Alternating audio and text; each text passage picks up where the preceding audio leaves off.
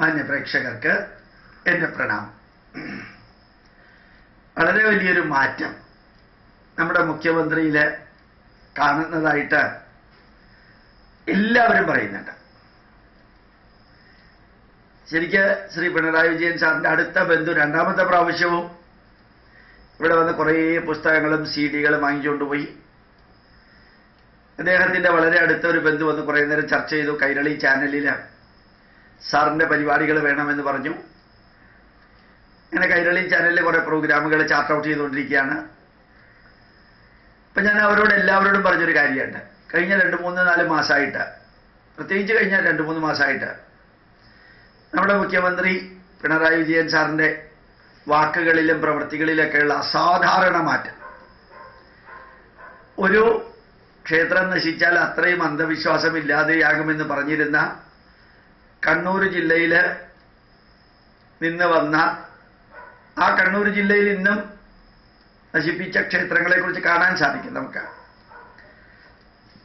അങ്ങനെയുള്ള ക്ഷേത്രങ്ങളെ അവഹേളിച്ചിരുന്ന ഒരു വ്യക്തി പ്രഭാവം, ആ പ്രഭാവം കുറഞ്ഞ് അടുത്ത കാലത്ത് ഗ്രന്ഥശാല സംഘത്തിന് ഒരു ഉദ്ഘാടനത്തിൽ അദ്ദേഹം പറയുകയുണ്ടായി, ആരാധനാലയങ്ങൾ എത്രത്തോളം പവിത്രമാണോ അത്ര തന്നെ പവിത്രമാണ് ഗ്രന്ഥാലയങ്ങളും. ആരാധനാലയങ്ങളെ നശിപ്പിക്കുമ്പോൾ അത് എത്ര ശക്തമായിട്ട് നമ്മൾ എതിർത്ത് പ്രതികരിക്കണമോ അതേപോലെ ഗ്രന്ഥാലയങ്ങളെ നശിപ്പിക്കാനും ആരെങ്കിലും മുമ്പോട്ട് വന്നാൽ എതിർത്ത് പ്രതികരിച്ച് അതില്ലാതെയാക്കണം. അത് ചിലപ്പോൾ ബുദ്ധിപരമായ ലെവലിൽ മാത്രം എതിർത്താൽ പോരാ, ശാരീരികമായിട്ട് പോലും എതിർക്കേണ്ടി വരികയാണെങ്കിൽ എതിർക്കണം. ദേവാലയങ്ങളെ പോലെ സംരക്ഷിക്കേണ്ടതാണ് ഗ്രന്ഥാലയങ്ങളും എന്ന് പറയുകയും ശിവഗിരിയിൽ സ്വാമിമാരെ ചെന്ന് കാണുകയും അവിടുത്തെ കുറേ കാര്യങ്ങൾക്ക് നേരിട്ട് ഇൻവോൾവ് ചെയ്യുകയും ഇവിടെ പോത്തൻകോട് ആശ്രമത്തിൽ ചെന്നിട്ട് കുറേ കാര്യങ്ങൾ അവിടെയുള്ള സന്യാസിമാരുമൊക്കെ ആയിട്ട് ചർച്ച ചെയ്യുകയും അങ്ങനെ നമ്മളുടെ ഭാരതീയമായ ഒരു കാഴ്ചപ്പാട് വളരെ നല്ല രീതിയിൽ വരുന്നതായിട്ട് കാണുന്നു. അത്ഭുതം തോന്നുന്നു, ഇങ്ങനെ ഒരാൾക്ക് മാറാൻ പറ്റുമോ എന്ന്. പല ക്ഷേത്രങ്ങളുടെ കാര്യങ്ങളിലും ഇപ്പൊ ഇൻവോൾവ് ചെയ്യുന്നതായിട്ട് കണ്ടു. ഒരുപക്ഷെ മുഖ്യമന്ത്രി ആവുന്നതിന് മുമ്പ് ഉണ്ടായതിനേക്കാളും വ്യത്യസ്തനാകണം മുഖ്യമന്ത്രി ആയതിനു ശേഷം. താൻ പാർട്ടിയുടെ മുഖ്യമന്ത്രി അല്ല, കേരളീയരുടെ മുഖ്യമന്ത്രിയാണ് എന്നുള്ള വീക്ഷണവും, പിന്നെ കേന്ദ്രം ഭരിക്കുന്നത് കുറെ അധികം ഹൈന്ദവ കാര്യങ്ങളിൽ ആഭിമുഖ്യമുള്ളവരാണ്, അതുകൊണ്ട് സഹകരിച്ചു പോകണം എന്ന് വിചാരിച്ചിട്ടാണോ, ഏതായാലും ഒരു കൃത്രിമമായിട്ടുള്ള ഹൈന്ദവ ആഭിമുഖ്യം അല്ല കാണുന്നത്, കുറെ കൂടി ഉൾക്കൊണ്ടുകൊണ്ട് പ്രായമായതുകൊണ്ടാണോ എന്ന് അറിഞ്ഞുകൂടാ, അങ്ങനെ കണ്ടു. പിന്നെ അദ്ദേഹത്തിൻ്റെ അടുത്ത ബന്ധു ഒരു വളരെ രസകരമായിട്ടൊരു കാര്യം പറയുകയും ചെയ്തു.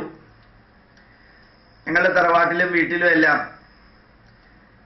ഗോപാലകൃഷ്ണൻ സാറിൻ്റെ ഭഗവത്ഗീത CD, അതിലെ ഒരധ്യായം കിടന്നുറങ്ങാൻ പോകുന്നതിന് മുമ്പ് കേട്ടിട്ടേ കിടന്നുറങ്ങാൻ പോകാറുള്ളൂ. പണ്ട് അടുത്ത കാലം വരെ രാവിലെ മാത്രമാണ് സാറിൻ്റെ പ്രഭാഷണങ്ങൾ നമ്മുടെ വീട്ടിലുണ്ടാവുക.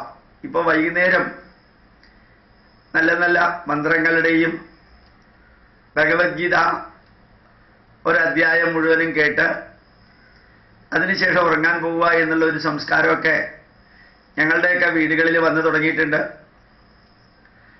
അപ്പം ഇതെല്ലാം ആ കുടുംബത്തിൽ ജ്യേഷ്ഠാനുജന്മാരും അവരുടെ മക്കളും എല്ലാവരും ചേർന്ന് ചെയ്യുന്നത് എന്ന് ഞാൻ അങ്ങോട്ട് ചോദിക്കാതെ ഇങ്ങോട്ട് പറഞ്ഞ കാര്യങ്ങളാണ്.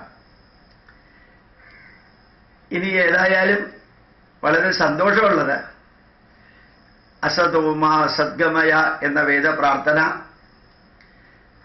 തിന്മയിൽ നിന്ന് നന്മയിലേക്ക്, തമസോമ ജ്യോതിർഗമയ ഇരുട്ടിൽ നിന്ന് വെളിച്ചത്തിലേക്ക്, മൃത്യോർമ അമൃതം ഗമയ അശാന്തിയിൽ നിന്ന് ശാന്തിയിലേക്കുള്ള ഒരു പ്രയാണമാണല്ലോ എല്ലാവരും പ്രാർത്ഥിക്കുന്നത്. അത് നമ്മൾ ദൂരെ നിന്ന് നോക്കുമ്പോൾ അറിയണമെങ്കിൽ വാക്കുകളിലും പ്രവൃത്തിയിലുള്ള മാറ്റത്തിലൂടെയാണ് ഈ മാറ്റം ഉണ്ടായോന്നറിയാം. അങ്ങനെ പത്രമാധ്യമങ്ങളിലൂടെ കാണുന്ന ഫോട്ടോകളും ടി വിയിലൂടെ കേൾക്കുന്നതും പത്രങ്ങളിലൂടെ വായിക്കുന്നതും എല്ലാം കൂടി ചേർത്ത് നോക്കുമ്പോൾ കുറെ മാറ്റം ഉണ്ടാവുന്നതായിട്ട് കാണാൻ സാധിക്കുന്നു.